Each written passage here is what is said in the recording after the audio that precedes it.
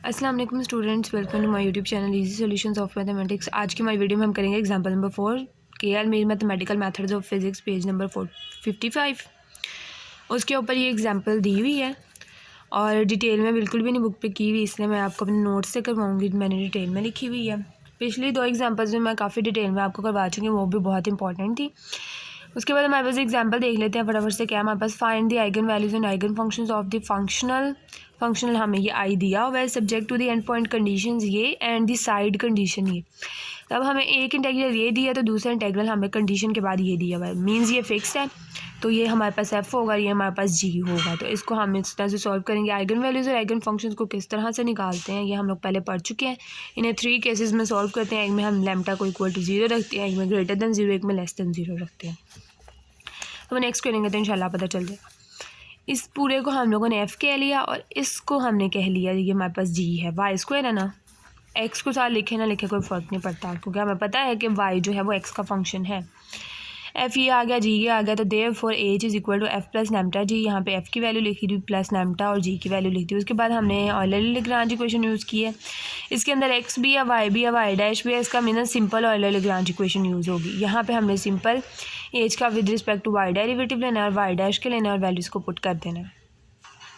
यहाँ पे हमने with respect to y derivative लिया, वाई डैश लिया, सिंपल हमने इक्वेशन में वैल्यूज़ को लगा दी हैं। ये हम काम इतनी दफ़ा कर चुके हैं कि अब मेरा हाल है करवाने ज़्यादा डिटेल में करवाने की ज़रूरत नहीं है। आगे किया पड़ा हुआ है तो आप लोग खुद करेंगे तो ईजीली आ जाएगा आंसर।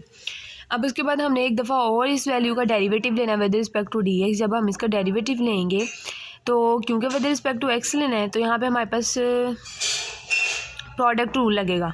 2 वैसे ही रहेगा, साथ आगे इस वाली वैल्यू का और इन दोनों का जो है हमारा प्रोडक्ट रूल लगेगा। फर्स्ट वैसे ही और सेकंड का डेरिवेटिव प्लस 2 इंटू 2 यहाँ पर पावर रूल लगेगा। ये वाली वैल्यू वैसे ही रहेगी 2y डैश, और यहाँ पे हमारे पास पावर रूल लगेगा। वो किस तरह से लगेगा? पावर पहले 2 पावर के पावर पहले पावर में से एक काम तो 2x प्लस 3 आ जाएगा, और पावर के बगैर जब डेरिवेटिव लेंगे ना तो यहाँ से हमारे पास 2 बचेगा। तो वो पावर वाला 2 और ये वाला 2 इंटू 2 जो है वो हमारे पास 4 हो जाएगा, और ये वाला हमारे पास वैसे ही पड़ा हुआ है। ये आप लोग करेंगे ना तो आपको पता चल जाएगा कि किस तरह से आया। उसके बाद हमने यहाँ से अब 2y जो है वो कॉमन ले लिया, अंदर में बचा -1 प्लस लैम्डा, और यहाँ पे हमारे पास ये वाली वैल्यूज़ बच गई हैं। अब हमने सिंप्लीफिकेशन करनी है। सिंपल 4 इंटू 2 8 हो जाएगा, y dash 2x plus y। अब हमने इनका जो है वो ब्रैकेट खोल लिया, अंदर माइनस को मल्टीप्लाई करवा दिया। अब सारों में से माइनस कॉमन आ रहा है, माइनस को लिया हमने कॉमन, इसमें से भी हमने माइनस को कॉमन लिया तो बाहर आ गया, अंदर 1 माइनस लैम्डा बच जाएगा। माइनस को कॉमन लिया, दूसरी तरफ जाके 0 हो गया और हमने इस इक्वेशन को रीअरेंज कर लिया है। तो जो इक्वेशन आएगी हम उसको 1 कह लेंगे। अब अगर हम इस इक्वेशन को क्लोज्ड फॉर्म में लिखें तो हम इसको इस तरह से लिख सकते हैं। बुक में ये लिख के बताया हुआ है, यानी बस उन्होंने बताया हुआ है कि इस इक्वेशन को हम SL की फॉर्म में भी लिख सकते हैं। जब SL वाले क्वेश्चंस कर रहे होते हैं हम लोग, वो इस फॉर्म में भी होते हैं क्वेश्चन, तो ये SL की फॉर्म के अंदर उन्होंने लिख के सिर्फ बताया हुआ है। वैसे अब हमने नेक्स्ट क्या करनी है, सब्स्टिट्यूशन से इस क्वेश्चन को करना है सॉल्व। वो आपने याद रखनी है कि क्या सब्स्टिट्यूशन करनी है। सब्स्टिट्यूशन ये करनी है कि आपने 2x प्लस 3 को इक्वल टू ET एक्सपोनेंट की पावर t के इक्वल लेट करना है। उसके बाद अगर हम दोनों तरफ नेचुरल लॉग ले लें तो नेचुरल लॉग ऑफ e जो है वो ख़त्म हो जाएगा, सिर्फ t बचेगा, और natural log of 2x plus 3 हो जाएगा। अब हमने क्या करना है, इधर डेरिवेटिव लेना है इसका with respect to x। Derivative लेंगे तो 1/2x प्लस 3 इंटू इसका डेरिवेटिव 2 आ जाएगा हमारे पास। तो dt ओवर dx जो है हमारे पास 2 ओवर इस वैल्यू को हमने ET के इक्वल लेट किया तो यहाँ पे भी ET हमने पुट कर देना। यहाँ यानी कि अगर क्वेश्चन में फर्दर हमने 2x प्लस 3 कहीं पे भी नहीं लिखना, उसकी जगह पे ET लिखना है, और कहीं पे t नहीं लिखना, उसकी जगह पे हमने natural log of 2x plus 3 लिखना है। ये आ गया हमारे पास। नेक्स्ट अब हम लोग देखेंगे। अब हमें क्योंकि ये देखें यहाँ पे क्या है, हमारे पास y डबल डैश है, तो y का डेरिवेटिव y डैश मतलब y का with respect to x derivative, वो डबल डैश मतलब 2 टाइम्स y का with respect to x derivative. तो अब हमें यहाँ पे तो सब्स्टिट्यूशन के थ्रू तो हमें dt ओवर dx मिल रहा है, तो हम लगाएंगे चेन रूल, और चेन रूल के अकॉर्डिंग हम लोग dy ओवर dt निकालेंगे। dy over dt into dt over dx। ये dt ओवर dx की वैल्यू ये है और dy ओवर dt की कोई वैल्यू मतलब नहीं है, वो वैसे का वैसे ही आएगा हमारे पास। अगर हम लोग यहाँ से y को रिमूव कर दें तो ये हमारे पास d ओवर dx ऑपरेटर का फॉर्मूला बन जाएगा, जो कि हमें आगे हेल्पफुल होगा। वो कैसे? D y over d x की तो ये वाली वैल्यू आ गई। अब हमें d square y over d x square चाहिए। अब उसके लिए हम लोग क्या करेंगे, अगर d y over d x को हम लोग डी ओवर डी एक्स से मल्टीप्लाई करवा देंगे ना, तो हमारे पास d square y over d x square हो जाएगा। तो यहाँ पे डी ओवर डी एक्स की वैल्यू क्या थी हमारे पास, वो ये थी 2 into e minus t d over d t, और अंदर d y over d x की वैल्यू हमारे पास क्या थी, ये पड़ी हुई थी, तो हमने सिंपल लिख दी। आप देखें दोनों तरफ ऑपरेटर अप्लाई करेंगे, ये भी इसके साथ ऑपरेटर अप्लाई हो जाएगा, तो d square y over d x square हो जाएगा। ये 2 इंटू 2 4 और ये ई माइनस टी, और जो आगे इसके ऊपर ये वाला ऑपरेटर, जब इस पर ये तो कांस्टेंट है ना, तो 2 बाहर आ गया, आगे इन दोनों के ऊपर ये ऑपरेटर अप्लाई होगा, वो किस तरह से, पावर रूल के थ्रू। फर्स्ट वैसे सेकंड का डेरिवेटिव, सेकंड के ऊपर जब ये ऑपरेटर अप्लाई होगा तो d square over d T square हो जाएगा, माइनस ये वाली वैल्यू वैसे ही फर्स्ट वैसे और सेकंड वैसे, और जब हम लोग इसका डेरिवेटिव लेंगे ना तो पावर में, क्योंकि एक्सपोनेंट वैसे का वैसे ही आ जाता है, पावर का डेरिवेटिव आ जाता है, तो पावर में -1 पड़ा हुआ है, माइनस टी है, टी का डेरिवेटिव तो 1 होता है, तो माइनस आ जाएगा साथ, सिंपल। उसके बाद हम लोगों ने क्या करना है, इन दोनों में से हमने e माइनस टी को ले लेना है कॉमन, और वो बाहर आके पावर -2t हो जाएगी, अंदर हमारे पास ये वाली वैल्यू बच जाएगी। ये वाली वैल्यूज़ हमने पुट करनी है, जो इक्वेशन नंबर हमारी 1 थी ना, ये इक्वेशन 1 थी, इसके अंदर y डबल डैश की जगह पे उसकी वैल्यू, y डैश की जगह पे उसकी वैल्यू, और 2x + 3 की जगह पे et, और t की जगह पे हम लोगों ने पुट करना है नेचुरल लॉग ऑफ 2, वो जो मैंने हमने वैल्यू निकाली थी वो। देखें अब हमने y d square y over d x square की जगह पे हमने उसकी पूरी वैल्यू उठा कर लिख दी, y यानी y डबल डैश है ना ये, तो उसकी जगह पे हमने उसकी पूरी वैल्यू लिख दी। उसके साथ हमारे पास पड़ा हुआ था 2x + 3 का, ये देखें उसके साथ स्क्वायर पड़ा हुआ था ना, तो इसकी जगह पे अभी हमने क्या पुट कर देनी है, ई टी जब पुट करेंगे ना तो ई टी का स्क्वायर जो है वो e2t का बन जाएगा, प्लस उसके बाद हम लोगों ने करना है 4 इंटू वाई डैश की वैल्यू हमारे पास क्या है, वो है 2et dy ओवर dt, हमने वो पुट की, और उसके साथ हमारे पास पड़ा हुआ है 2x + t, तो एक et ये आ गया, plus y into 1 minus lambda वैसे का वैसे ही है। तो देखें ये आ गया हमारे पास। अब इसकी पावर माइनस में इसकी प्लस में, अब पावर्स आपस में ऐड हो जाएंगी जब बेस सेम हो, तो e की पावर 0 हो जाएगी, और e की पावर 0 हमारे पास 1 होती है, तो ये भी ख़त्म। यहाँ से ये भी जब इसके साथ पावर्स ऐड होंगी ये भी ख़त्म, ये देखें इस तरह से। उसके बाद बाकी वैसे ही रहेगा। यहाँ पे आके अब हम लोगों ने क्या करना है, ये तो ख़त्म हो गया, ये 1 हो गया, ये भी 1 हो गया। उसके बाद हम लोगों ने 4 को अंदर मल्टीप्लाई करवा देना है, यहाँ पे 8 को अंदर मल्टीप्लाई करवा देना है।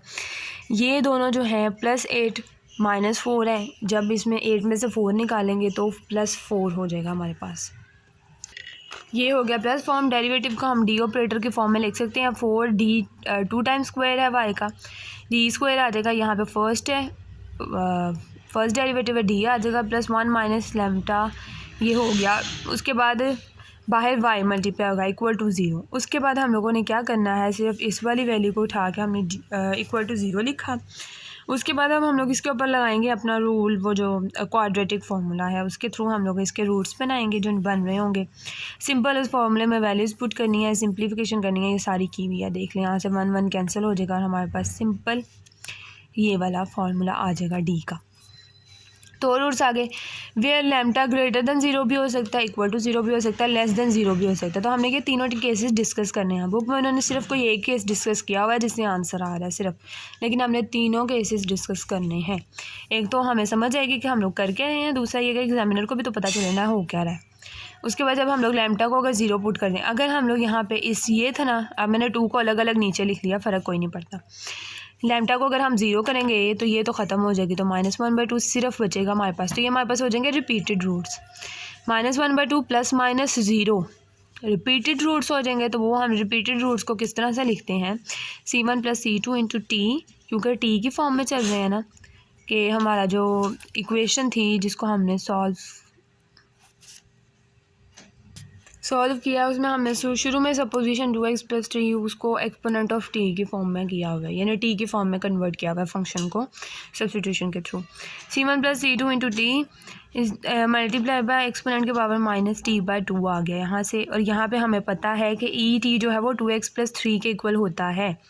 तो हमने ई टी की जगह पे 2x + 3 पुट कर देना, यानी पहले हम लोग सब्स्टिट्यूशन के थ्रू से हम लोग क्वेश्चन को सॉल्व कर लेते हैं ना, तो उसके बाद जब हमारे पास आंसर आता है ना तो हम लोग बैक सब्स्टिट्यूशन करते हैं, यानी जो हमने स्टार्टिंग में सब्स्टिट्यूशन की होती है ना उसको ओरिजिनल में कन्वर्ट करते हैं। ओरिजिनल तो हमारे पास 2x + 3 है ना, तो हमने टी की जगह पे नेचुरल लॉग ऑफ 2x + 3 और ई टी की जगह पे हम लोगों ने 2x + 3 को पुट कर देना, यानी ई टी ये आ जाएगा और पावर -1/2 आएगी। साथ -1/2 भी तो पड़ा हुआ है ना, बैक सब्स्टिट्यूशन कर दें।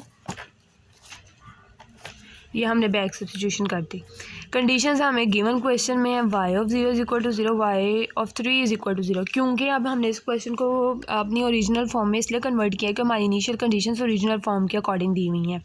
अब हमने उनको पुट करना है और अपने कॉन्स्टेंट्स की वैल्यूज़ फाइंड करनी है। सबसे पहले फर्स्ट कंडीशन अप्लाई करेंगे, y भी 0 x भी 0, y भी 0 कर लेंगे x भी 0 कर लेंगे, तो हमारे पास ये इक्वेशन बन जाएगी। सेकंड जो है उसमें हमारे पास x 3 है और y हमारे पास 0 है, उसको हम लोग पुट कर लेंगे, सॉल्व करेंगे, तो ये 1/3 दूसरी तरफ जाके ख़त्म हो जाएगा।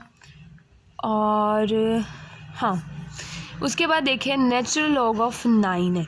देखिए नेचुरल लॉग ऑफ 9 को हम लिख सकते हैं नेचुरल लॉग ऑफ 3 का स्क्वायर, और लॉग का पावर रूल जो होता है उसके अकॉर्डिंग जो हमारे पास लॉग के आगे जो वैल्यू पड़ी होती है, जो उसकी पावर होती है, उसको हम पहले लिख लेते हैं। तो 2 नेचुरल लॉग ऑफ 3, तो ये चीज़ यहाँ पे की हुई है कि हाँ लॉग के आगे जो वैल्यू पड़ी है उसको सिंप्लीफाई कर लिया। 2 पहले आ गया, C2 नेचुरल लॉग ऑफ 3। अब देखें ये भी नेचुरल लॉग ऑफ 3 C2, ये भी नेचुरल लॉग ऑफ 3 C2। अब हमें इनको ना साइमल्टेनियसली सॉल्व करने में आसानी रहेगी, उस तरह हमें कन्फ्यूजन हो रही थी और कम्प्लेक्स हो रहा था question from A and B। अब हमने क्या किया है, हमने A वाली से यहाँ से हम लोग C1 की वैल्यू निकाल ली है, वो कि C1 = -C2 × natural log of C, और पुट इन B में हमने वो वैल्यू पुट कर दी है। यहाँ से हमारे पास क्या बना, C2 यहाँ से हमारे पास बन गया 0। जब C2 0 बन गया तो हमारे पास C1 भी 0 है, तो trivial solution. So lambda = 0 is not an eigen value. ये आइगन वैल्यू नहीं है क्योंकि हमारे पास जो C1 और C2 दोनों 0 है ना, तो उससे अगर हम C1 C2 को यहाँ पे पुट करें तो हमारे पास y 0 है, जो कि हमारे पास ट्रिवियल सोल्यूशन है। नेक्स्ट केस करना है, उसके बाद हमारा जो नेक्स्ट केस है केस 2, वो है लैम्डा > 0। जो हमारे पास D था उसके रूट्स ये थे। अब अगर हमारे पास लैम्डा > 0 होगा, इसका मतलब है लैम्डा हमारे पास पॉजिटिव है, तो इसके बाद हमारे पास रूट्स यही रहेंगे, इनमें कोई चेंजिंग नहीं होगी। और इसको हम किस तरह से लिख सकते हैं, C1 सोल्यूशन फॉर्म में एक दफ़ा हम लोग एक्सपोनेंट की पावर में पॉजिटिव × t + C2, उसके बाद एक दफ़ा हम एक्सपोनेंट की पावर में नेगेटिव वाले × t, तो ये हमारे पास इसका बन जाएगा फंक्शन। अब इसको हम ओरिजिनल अपनी फॉर्म में लाएंगे, t = natural log of 2x + 3 और 2x + 3 = et। एक्सपोनेंट था साथ, ऊपर पावर में जो t पड़ा हुआ था उसकी जगह पे हमने ये वैल्यू पुट कर दी, जो बची दूसरी पावर वो ऊपर वैसे की वैसे ही है। इसी तरह यहाँ पे हमने कर लिया। अब दो इसके ऊपर भी कंडीशंस अप्लाई करेंगे, कॉन्स्टेंट्स की वैल्यूज़ फाइंड करेंगे। यहाँ पे भी x 0 y 0 है, तो ये इस तरह से हमारे पास बन जाएगा, और यहाँ पे भी हमारे पास x 3 है और y 0 है, तो ये इस तरह से हमारे पास क्वेश्चन आ जाएगा। इसमें भी हम लोगों ने क्या करना है, 9 है तो इसको हम 3 स्क्वायर की फॉर्म में लिख सकते हैं। जब हम इसको 3 स्क्वायर की फॉर्म में कन्वर्ट करेंगे ना, तो 3 स्क्वायर 3 का जब स्क्वायर आएगा ऊपर, तो वो स्क्वायर इस 1/2 से कैंसिल हो जाएगा। दोनों की 3 का स्क्वायर 9 होता ना, तो वो और ये वाला 2 जो है ये कैंसिल हो जाएगा, तो -1 + √λ बचेगा हमारे पास। इसी तरह से हमने C2 × 3 1 - √λ / 2 कर लेना। उसके बाद हम लोगों ने इसको C और D नाम दे दिया है। अगेन जब हम इनको सॉल्व करेंगे ना, तो हमारे पास C1 0 और C2 भी 0 आएगा, तो y(x) भी 0 हो जाएगा, तो हमारे पास lambda > 0 is not an eigenvalue. Again trivial solution है, तो आइगन वैल्यू नहीं है लैम्डा > 0। अब हमारे पास लास्ट केस बचा है, यहाँ से हमें आंसर आएगा। वो क्या है, लैम्डा < 0। लैम्डा < 0 होता है तो यानी कोई नेगेटिव लैम्डा नेगेटिव है, तो हम लैम्डा को पुट करते हैं किसी नेगेटिव वैल्यू के इक्वल, जो कि हम लोग लिखेंगे -λ0। यहाँ पे लैम्डा की जगह पे हमने λ0 पुट किया, और √-1 जो होता है वो हमारे पास आयोटा के इक्वल होता है, और अंदर हमारे पास सिर्फ पॉजिटिव λ0 बच जाएगा। उसके बाद जब कॉम्प्लेक्स रूट्स आते हैं हमारे पास, जो सिंपल रियल पार्ट होता है उसको हम दोनों के साथ एक्सपोनेंट की पावर में लिख लेते हैं बाहर, और जो हमारे पास कॉम्प्लेक्स पार्ट होता है उसे हम कोस और साइन की फॉर्म में लिख सकते हैं। ये आपको लिखने आते हैं किस तरह से हम लोग इन सॉल्यूशंस को लिखते हैं। रियल रूट्स को किस तरह लिखते हैं, रिपीटेड रूट्स को किस तरह लिखते हैं, और कॉम्प्लेक्स रूट्स को किस तरह से लिखते हैं। इसको अपनी ओरिजिनल फॉर्म में ले आएंगे, सब्स्टिट्यूशन 2x+3 और एक्सपोनेंट की पावर t जो है उसको 2x+3 कर लेंगे। ये हमारा इसका कंप्लीट सॉल्यूशन बन जाएगा। इसको जब ओरिजिनल फॉर्म में कन्वर्ट करेंगे तो हमारे पास ये बनेगा। अब इसके ऊपर हमने कंडीशंस अप्लाई करनी है। इसके ऊपर जब हम लोग फर्स्ट कंडीशन अप्लाई करेंगे ये वाली, तो वो इस तरह से सिंप्लीफाई होगा, y भी 0 x 0 कर देंगे जब हम, तो ये वाली फॉर्म बनेगी। उसको हमने इक्वेशन I कह लिया 1। और उसके बाद जब हम लोग इसके अंदर दूसरी कंडीशन अप्लाई करेंगे तो अब इसके ऊपर भी वही रूल अप्लाई होगा जो मैंने आपको स्टार्टिंग में बताया था। नेचुरल लॉग ऑफ 9 है ना, तो नेचुरल लॉग ऑफ 3 स्क्वायर करेंगे, 2 पहले आ जाएगा, नेचुरल लॉग ऑफ 3 हो जाएगा। तो ये इस तरह से इसको हमने सिंप्लीफाई कर लिया। ये वाली वैल्यू तो 0 के दूसरी तरफ जाके वैसे ही ख़त्म हो रही है, तो C1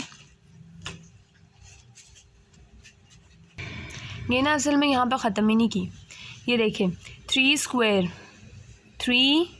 9 को 3 स्क्वायर लिखें अगर हम, तो 2 से कैंसिल हो जाएगा, 3 की पावर -1 आ जाएगी, वो नीचे जाके पॉजिटिव हो जाएगी, 3 इधर भी आ गया, इधर भी। चाहें तो आप यहीं पे इसको ख़त्म कर दें दूसरी तरफ ले जाके, मैंने किया नहीं है, वैसे आप लोग ऐसा कर सकते हैं।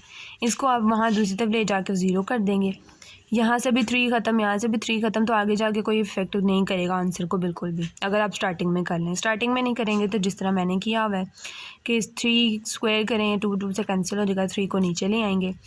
उसके बाद ये हमारे पास इक्वेशन नंबर 2 बन जाएगी। अब हमारे पास ये इक्वेशन और ये इक्वेशन है, इसको हमने करना है सॉल्व। अब ये देखें जो फर्स्ट इक्वेशन है ना, इसमें भी ये वाली वैल्यू उठाकर दूसरी तरफ ले जाएंगे तो वो 0 हो जाएगी, लेकिन नहीं की, ये भी नहीं की। जब इसकी नहीं ना की तो उसकी भी नहीं करनी हमने। देखें इसमें तो 3 की पावर -1/2 था ना, तो हमने 1/√3 कर लिया, नीचे आके पॉजिटिव कर दिया क्योंकि अंडर -1/2, नीचे आके 3 की पावर +1/2 हो जाएगा जो कि √3 होता है हमारे पास। इसके भी C1 के नीचे √3, इसके C2 के नीचे √2। अगर इसका ख़त्म किया तो इसका भी ख़त्म करना है हमने, और अगर इसका नहीं किया तो इसका भी नहीं करना। तो 1 ये वाली बनेगी और 2 जो है हमारे पास ये वाली बन जाएगी। तो फ्रॉम 1 और 2 हमारे पास ये इक्वेशन आ गई फॉर नॉन ट्रिवियल सोल्यूशन। अब क्योंकि पहले 2 तो हमारे पास ट्रिवियल आ गए, तो अब हमें थर्ड केस में तो नॉन ट्रिवियल चाहिए ही चाहिए। अब इनको हम किस तरह से सॉल्व करेंगे, इसको हम डिटर्मिनेंट के थ्रू सॉल्व करेंगे, एलिमिनेट करेंगे हम लोग लैम्डा नॉट को। डिटर्मिनेंट के एक तरफ इसकी वैल्यूज़ आ जाएंगी और डिटर्मिनेंट के दूसरी तरफ इनकी वैल्यूज़ आ जाएंगी। सॉरी, एलिमिनेट हमने लैम्डा नॉट को नहीं करना, C1 और C2 को एलिमिनेट करना है जो कि कॉन्स्टेंट्स है हमारे पास। ये हमने लिख लिया डिटर्मिनेंट के फॉर्म में। अब हमने इसको किस तरह से सॉल्व करना है कि ये वाले दोनों मल्टीप्लाई माइनस ये वाले दोनों को मल्टीप्लाई करवा देना।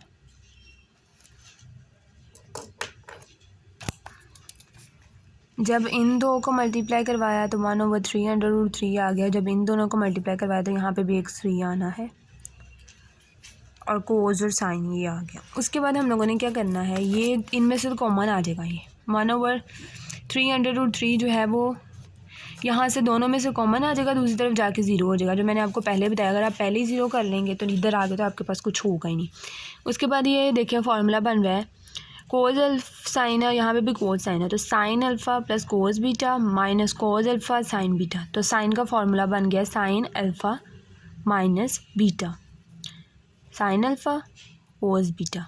ये अल्फ़ा की वैल्यू है, ये बीटा की वैल्यू है, minus cos alpha sine beta. इसको क्लोज कर लिया, ये वाला फार्मूला बन गया। इसको अंदर सॉल्व करें, 2 lambda naught natural log of 3, ये 2 होगा, ये 3 होगा, 2 - 1 करेंगे जब हम लोग तो हमारे पास ये वाली वैल्यू अंदर बच जाएगी साइन की। साइन को दूसरी तरफ ले जाएंगे, साइन इनवर्स ऑफ 0 हो जाएगा। साइन इनवर्स 0 जो होता है हमारे पास n लैम्डा पे होता है, यानी कि साइन 0 हमारे पास n पाई पे होता है। सॉरी, लैम्डा नहीं है, n पाई। उसके बाद ये वाला 2 इधर डिवाइड हो रहा है, दूसरी तरफ जाके मल्टीप्लाई हो जाएगा, तो 2n पाई आ जाएगा, divided by natural log of 3 कर देंगे। यहाँ से हमारे पास हम क्योंकि हमें लैम्डा की वैल्यू चाहिए ना, लैम्डा हमारे पास आइगन वैल्यू देगा। इधर अंडर रूट है, दोनों तरफ स्क्वेयरिंग कर लेंगे तो लैम्डा नोट की वैल्यूज़ ये आ गई है हमारे पास। यहाँ पे n की रेंज 1 से 2 3 सो ऑन जा रही है। ये हमारी आ गई है आइगन वैल्यू। अब हमें आइगन फंक्शन चाहिए। आइगन फंक्शन किस तरह से हम लोग निकालते हैं कि वो जो हमारी गिवन फॉर्म होती है, ये वाली ही निकली थी ना, रूट्स, रियल और कॉम्प्लेक्स रूट्स जब निकले थे और हमारे साइन और कोस के अंदर, मैं दिखाती हूँ आपको, ये वाली बनी थी ना इक्वेशन। इस इक्वेशन के थ्रू हम लोगों ने कंडीशंस वगैरह निकाल के हमने वैल्यूज़ निकाली हैं। इसके थ्रू हमारे पास आइगन वैल्यू निकल आई। अब हमने इसी इक्वेशन को दोबारा से उठा लेना है और उसमें पुट कर देना है इसको। जब हम अपनी गिवन इक्वेशन में हमारी जो वैल्यू आई है, ये वाली लैम्डा नॉट की जो आइगन वैल्यू आई है, हम उसको उसके अंदर जब हम पुट करेंगे तो अच्छा, यहाँ पे ये इक्वेशन यूज़ नहीं हो रही, मैंने बोलने में मिस्टेक की है थोड़ी सी। वो इस तरह से देखें, यहाँ तक तो समझ आ गया ना आप लोगों को। लैम्डा नोट हमने आइगन वैल्यू निकाल लिया। अब हमने आइगन वैल्यू को पुट किस में करना है? आइगन वैल्यू को हमने पुट करना है जो 2 इक्वेशंस बनाई है ना कांस्टेंट वाली, एक ये वाली, एक ये वाली, इन दोनों में से किसी एक में पुट करना है हमने। क्योंकि जाहिर है ना, हम लोग जब किसी इक्वेशन, दोनों इक्वेशंस को सॉल्व करने हैं तो हमने इन इक्वेशंस को पहले हमने इनके ऊपर कंडीशंस अप्लाई की, बाउंड्री कंडीशंस, उसके बाद हम लोगों ने इनको सॉल्व किया, उसके बाद डिटर्मिनेंट फॉर्म में लिखा था हमने, एट द एंड निकालनी तो वैल्यू कांस्टेंट की है ना। अब हमने जब यहाँ से इसको फर्दर सॉल्व किया है, डिटर्मिनेंट के बाद सारा सॉल्व किया था, हमारे पास यहाँ पर लैम्डा की वैल्यू आ गई है। अब इस लैम्डा की वैल्यू को हम किसी दोनों में से किसी एक इक्वेशन में पुट करके वहाँ से हम एक कांस्टेंट की वैल्यू लेंगे ताकि हमारे पास आइगन फंक्शन आ जाए। अब हमने इस लैम्डा नॉट की वैल्यू को पुट किया है इक्वेशन नंबर 1, इस इक्वेशन में। इसको दूसरी तरफ ले जाके 0 कर लें। C1 cos of under root lambda naught, lambda naught की वैल्यू हमारे पास जो है वो है 2n पाई का square divided by natural log of 3। जब हम इसको पुट करेंगे ना अंदर, अंडर रूट लेंगे, जब इस पूरी वैल्यू को अंडर रूट लेंगे तो स्क्वायर्स अंडर रूट से कैंसिल हो जाएंगे, तो हमारे पास बचेगा कॉज, हमारे पास बचेगा अंदर cause into 2n pi divided by natural log of 3, और ये 2 उस नेचुरल लॉग ऑफ 3 के साथ हो जाएगा मल्टीप्लाई। ये देखिए, C1 cos of under root जब लेंगे, under root 2n pi divided by, हमारे पास था नेचुरल लॉग ऑफ 3 का स्क्वायर और इसका भी स्क्वायर, एक वैल्यू करके बता रहा हूँ। C1 कॉज ऑफ, अच्छा साथ डिवाइडेड बाय 2 भी था, डिवाइडेड बाय 2 भी आ गया। उसके बाद हम लोग करेंगे C1, ये इससे कैंसिल, ये स्क्वायर इससे कैंसिल, तो आएगा 2n pi divided bye 2 into natural log of 3। यहाँ पे एक नेचुरल लॉग ऑफ 3 भी मल्टीप्लाई हो रहा है, ये भी एंगल में ही पड़ा हुआ है, कहीं और नहीं है, एंगल में ही है, multiply by natural log of 3। ये वाला इससे कैंसिल हो जाएगा, तो हमारे पास कोज 2n पाई डिवाइडेड बाय 2 आ जाएगा। और ये जो 2 है इस 2 से कैंसिल हो जाएगा, तो सिर्फ n पाई रहेगा हमारे पास। तो ये इस तरह से मैंने यहाँ पे सॉल्व किया हुआ है। अब यहाँ पे ये है कि यहाँ पे 2 नहीं आना, मैंने 2 लिखा हुआ है, यहाँ पे 2 नहीं आना। कॉज n पाई पे -1 की पावर 2n देता है और साइन n पाई पे 0 देता है हमें। तो यहाँ से हमारे पास क्या बचा, ये 0 हो गया है, तो यहाँ पे हमारे पास ये भी दूसरी तरफ जाके 0 होगा, तो C1 हमारा 0 हो गया। अब ये जो मैंने फंक्शन लिखा था ना, वो इसलिए लिखा था कि अब हमने क्या करते हैं, जब हमारे पास कॉन्स्टेंट्स की वैल्यूज़ आ जाती हैं तो हम लोग गिवन के अंदर उसे पुट कर देते हैं ताकि हमारे पास आइगन फंक्शन आ जाए। अब हमने इस y ऑफ x में C1 को 0 पुट कर दिया, तो हमारे पास क्या बचेगा, C2 साइन ऑफ ये नेचुरल लॉग ऑफ 2x + 3, साथ ये वाली पूरी वैल्यू मल्टीप्लाई हो रही है, तो ये हमारे पास आइगन फंक्शन आ गया। जब हमने एसएल वाला टॉपिक पढ़ा था ना, तो हमने एक और चीज़ भी देखी थी कि उसके बाद जब हम लोग सारे जो कांस्टेंट होते हैं, जो पूरा क्वेश्चन होता है, उसको हम n में जनरलाइज़ कर देते हैं, तो आप c को cn में जनरलाइज़ भी कर सकते हैं। तो ये हमारे पास आइगन फंक्शन आ गया। यहाँ पे हमारी एग्जांपल हो गई कंप्लीट। अभी भी इस एग्जाम्पल से रिलेटेड अगर आपके माइंड में कोई क्वेश्चन है तो आप मुझसे कमेंट सेक्शन में पूछ सकते हैं। वीडियो अगर आपको पसंद आई है, समझ आई है, तो प्लीज़ वीडियो को लाइक करके अपने फ्रेंड्स के साथ शेयर करें ताकि दूसरों का भी भला हो। मेरे चैनल को सब्सक्राइब नहीं किया तो प्लीज़ मेरे चैनल को सब्सक्राइब करके मुझे सपोर्ट करें। Thank you so much.